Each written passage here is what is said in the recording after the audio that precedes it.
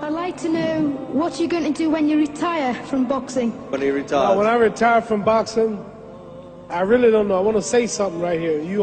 This might make you all think. Life is real short. So you add up all your traveling, add up all your sleeping, add up all your school, add up all your entertainment, you've probably been half your life doing nothing. So what am I'm 35 years old. 30 more years, I'll be 65. We don't have no more influence. We can't do nothing much at 65. Your wife will tell you that. So what I'm saying, when you're 65, ain't too much more to do.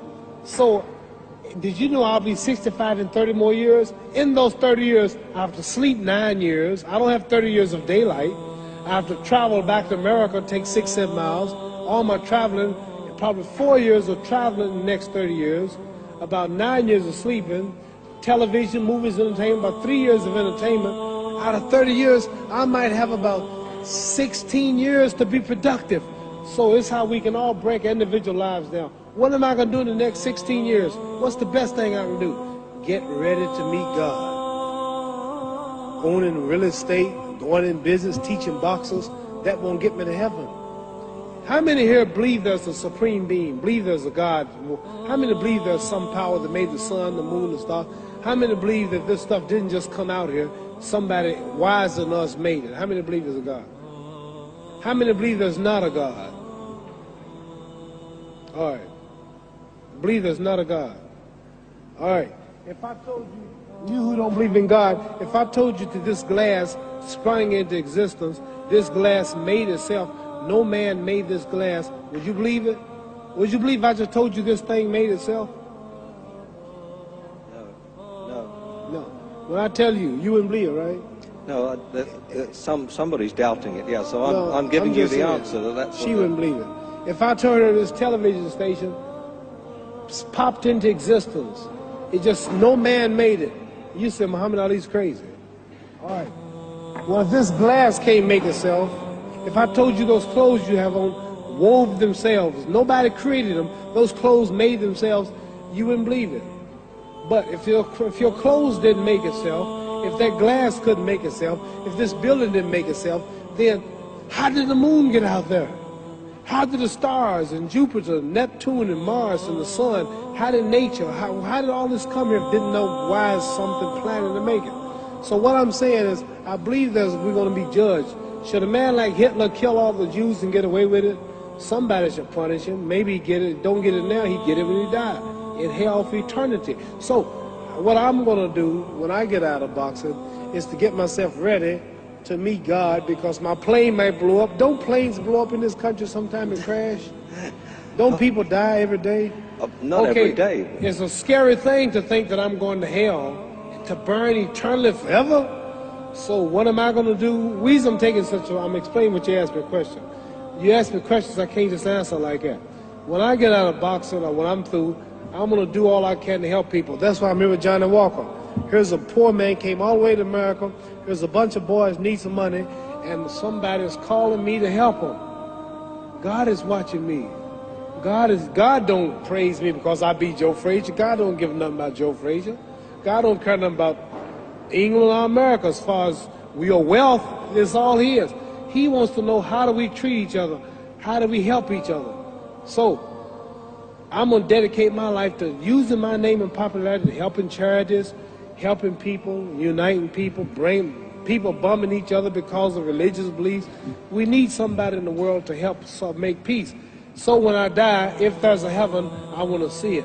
Because we live how long? 80 years?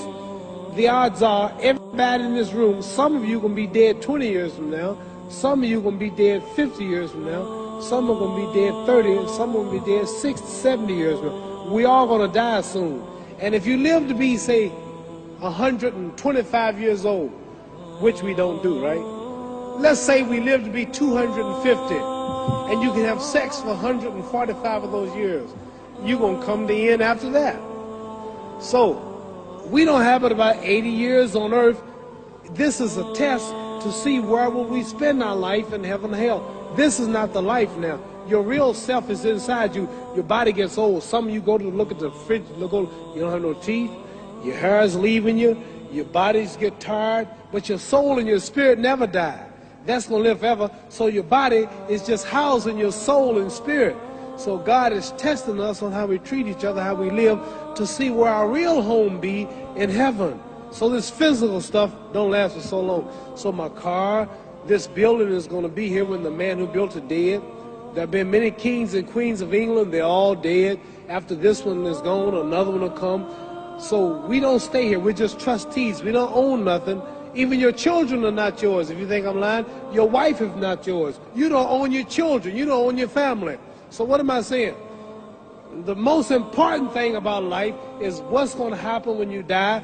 Are you going to go to heaven or hell? And that's eternity. How long is eternity? Let's imagine.